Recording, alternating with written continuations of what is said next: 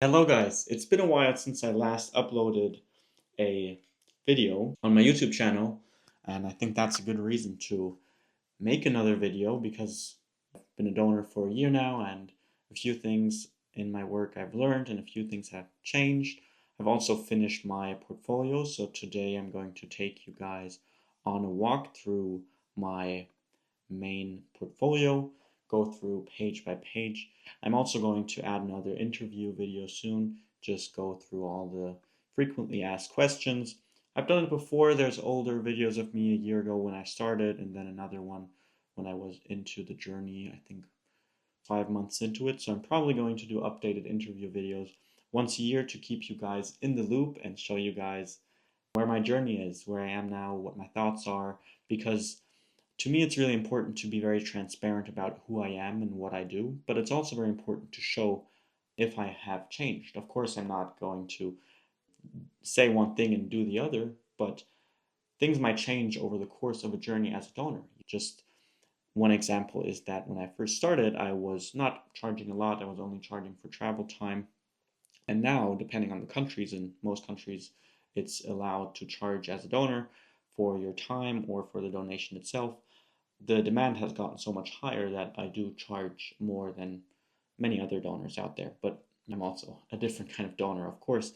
I don't want to go too deep into pricing. I'm also not going to go through the pricing page in my portfolio this time because pricing does change. So if you want to lock in a certain rate as a recipient, it's best to make an agreement with me early on because I don't want to pressure anyone. Of course, take all your time, but if you do wait, then prices will probably go up in the future. That is just because demand is rising for open and known donors. More and more people are realizing that it's actually a wonderful way to build a family as a single mother by choice or as a LGBTQ couple, maybe with an infertile father. It's also nicer to know who is the biological father, who's the donor. But as you guys know, I can talk about this stuff forever. If you let me talk about one topic in sperm donation, I just can't stop. There's also, when I walk around in normal life, there's not a lot of people I can talk about my work so much, so sometimes I just spam the recipients and other donors with all the things I'm thinking, and they think it's interesting. And you guys are watching this video because for some reason you think it's interesting. But yes, go through the portfolio. I made a portfolio because I felt like it was the best way to present myself. I used to have my Instagram as my portfolio, but I decided I want to make regular content, talk about my journey, have things that the future donor conceived children can see as well. And so it's less a portfolio nowadays and more some kind of a journal. Therefore, I thought, well, I need something that stays the same, maybe adjust it once a year, take some new pictures once a year, but have the most important information in one sheet so people can look through it and can decide if they want to work with me as their donor or not. So this is the first page, the intro page. I decided to put 3 pictures on the intro page. One childhood picture of me as a baby. It's one of my favorite pictures as a baby because I have beautiful blue eyes and blonde hair. I'm not that blonde anymore, but I still have blonde genes, and you can see that in some of my donor conceived children. You won't see any of my donor conceived children in the portfolio. I put high value in staying secret about the recipients I work with. The only thing people know is that my recipients are very well screened and I don't help everyone that requests a donation, but they don't have any more information than that on my recipients. So I also chose one of my favorite trustworthy smiling pictures in the middle. Whenever you as a donor take pictures of your face looking into the camera, it's really good to smile. I see a lot of donors posting pictures in the Facebook groups where they're facing the camera but they're just looking like this. And it's not a great first impression. If you're thinking about finding the biological father to your child and someone's looking at you like this, I don't think you would choose that person. I don't think you would choose that person as the donor. So that's why I put that picture in there. And I put the topless picture in there, not because it's like a thirst trap, but because it's really important to me to show from the beginning, hey, I got pretty genes, I'm a pretty baby, I'm trustworthy, I'm nice, and I'm healthy. Those are the main 3 things people are looking for when they're looking for a donor, what they care about the most. So I put that on the first page. My donor alias is Donor Dan. My main name, my real name is Daniel. I'm a professional donor verified by the Sperm Donor Association. We're going to transform the Sperm Donor Association to the Open Donor Association. because I believe we are not just sperm donors, we are more open donors, but we will get into that in a different video in the future. I'm open and known, healthy, transparent, and clinic friendly. On the second page, you can find a welcome note. This will be a welcome note for all of the SDA's donors. In the future, it will be the ODA, the Open Donor Association. It's a note for recipients to understand what exactly is this right now, or what is this person part of. We have rigorous testing with the donors that we accept into the Open Donor Association.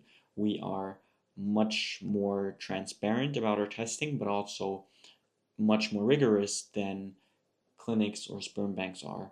And so it's really important for me to show fairly early, before people look through the portfolio, to give them a framing and to understand, hey, the person that I'm looking at right now, the portfolio I'm looking at, is not just some guy who is living in his basement and put together something for me to look at. This is actually a person who is really in the top 1%, if not 0.1% of donors out there. There's really a lot of terrible donors out there. So I thought it was important to build something like a trustworthy association in the open donor industry, because there was nothing like that, and people love it. We have a bunch of donors in the Open Donor Association. People reach out to me so I can refer them to other donors. You can sign up on our website as a donor as well, and you can go through testing and you can go through training to become a really good donor, because no one was born a great donor. It takes work. So the welcome note says that at the Sperm Donor Association, our platinum donor tier is reserved for men who meet the highest standards of health, transparency, and commitment. So we basically have two tiers in the Open Donor Association. We have the golden standard donor, which is people or donors that are very healthy and they are stable, good baseline donors you can trust, that they are healthy and that they are tested. And the platinum donor, however, is one stage more than that. Right now, we actually have more platinum donors than we have golden donors, but we also have a bunch of donors in training who are going to become golden donors soon. And platinum donors are really the professional, highest standards, fully committed, full-time. A lot of them are full-time donors. So to me, this is really important to have different tiers and to also make sure we don't refer any donors who have not gone through at least a golden standard testing. Very early idea with the Open Donor Association was to say, hey, we want to set a golden standard for the industry. We want to say, this is the baseline, this is the golden standard from now on, and we want to only refer donors who get above that baseline. So why is that so important to me? As you guys know, I'm donor conceived myself, so I always think about the donors I work with. If I had a daughter who was looking for a donor and my grandchild's life depended on the health of that donor, on the commitment, transparency, openness, intelligence, attractiveness, height of that donor, right? If my child's life depended on that donor, my grandchild's life depended on the donor, maybe even if I was a infertile husband and my wife would want a donor so we could have a child together, we could raise a child together, I would only want donors who pass that expectation in my mind, right? That's the baseline that I want. I'm donor conceived myself. I learned firsthand how important it is that your roots, that you have access to the health reports, health history, that you also have some story and some heritage behind your biological father, that you're not just a number that's out there, right? So I did that. I went into the industry doing that, and I had a lot of demand, right? I was overwhelmed with the amount of recipients that wanted to work with me, and I had to decline a lot of recipients as well, which is why I said, hey, how can I help these women that I can't help myself?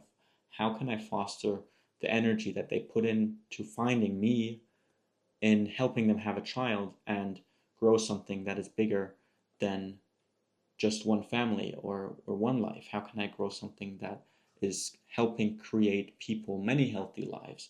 And that's where I decided to found the network of the world's best open and known donors I could find. And it's not easy, let me tell you. I've been a traveling donor now for a year, and I'm going to shift a little bit more towards local donor / donor coach, donor manager for these other donors, because it's so hard to find these donors and it takes so much work to get good men to become the best donors. It takes a lot of work, because unlike the sperm banks, our donors are extensively screened. They are beyond industry minimums, so they have advanced genetic health and fertility testing. And you can see all the tests. It's not just a bank that says, oh, he's all right. You can actually look through the testing. You can run the tests through ChatGPT or a different AI and check that out. The donors are also lifestyle verified. So I know these donors in person. I know how they spend their day. I know what they do. I look at their socials. I look at their social media. I have regular calls with them. I know these guys are not just healthy and doing a lot of stupid shit on the weekend. No, these guys have top nutrition, top fitness, and fertility routines that are documented and transparent. In the best case, as a platinum donor, you put it out there on social media and Instagram. I think I'm the most open donor out there in the industry right now. I'm probably also the best paid donor in the industry right now. I'm not saying this to brag. I'm just saying this to show that recipients value this kind of lifestyle verification, this kind of transparency and this openness. So our donors have to be open and accessible. They have to keep track of the donor conceived children, and they have to ensure and guarantee that the children can someday reach out to them and get to know them. So overall, these donors are not just selected for sperm quality, and I've heard some crazy horror stories where recipients went to a sperm bank and they wanted to go with 2 donors and they had to pay extra to see pictures, which is already like, it's capitalism, I get it, you gotta make money. The sperm bank is incentivized to make money for its shareholders, and the donors that go to the sperm bank, they are kind of weird. I don't know what their incentive is, if it's $100 they're making. If you really want to help people, you can do so many things. So why are you a sperm donor? It's always something I would be wary of. If a donor says, I just want to help people, so go make money and help the children that need money, right? If you're not super healthy, then why are you a donor? But they go into sperm banks maybe for their ego, maybe they won't have any children themselves and they think it's kind of fun. I'm not going to judge all sperm bank donors, but these donors specifically that these recipients showed me, they had some terrible pictures. They looked like homeless people. And homeless people can have a good sperm quality. You can be a homeless person with good sperm quality, show up to a sperm bank, and they will go ahead and say you can donate there. And you can go there, get $100 a week, enough for a homeless person.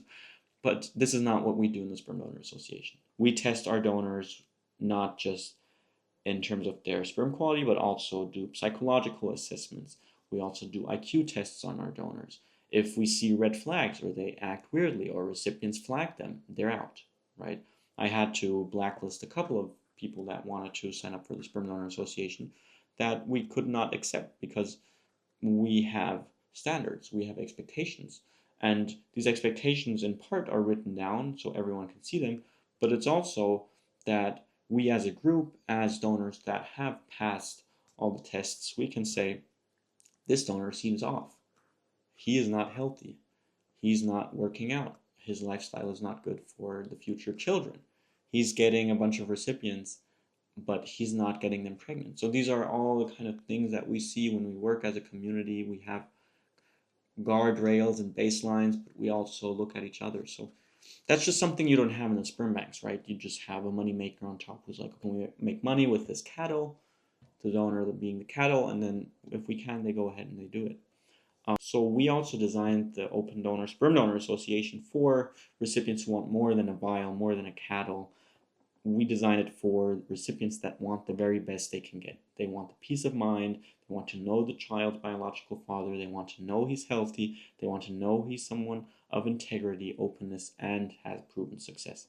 So we really aim the Sperm Donor Association at the best moms, the best recipients out there, the ones that truly are not just, okay, I have baby craving, I want to get pregnant quick, and I don't want to spend anything on it. That's not the people that go work with a SDA donor or someone who says, I have a lot of money and I just want to get pregnant and I don't care who the father is, let me just spend it on a sperm bank because I have a baby craving right now. That's also not who the Open Donor Sperm Donor Association is for. So choosing someone like me in this portfolio means to choose from a really highly curated pool where requirements are intentionally set much higher than those of traditional sperm banks. It's not just about quantity and it's not about making money. It's about quality, ethics, legacy, about truly, deeply creating the healthiest life we can. And of course, no one is perfect. And of course, no child will be perfect. They will act up when they're teenagers. But we want to provide them with the healthiest foundation possible. And I believe this is truly our obligation as donors, and also the recipient's obligation as well.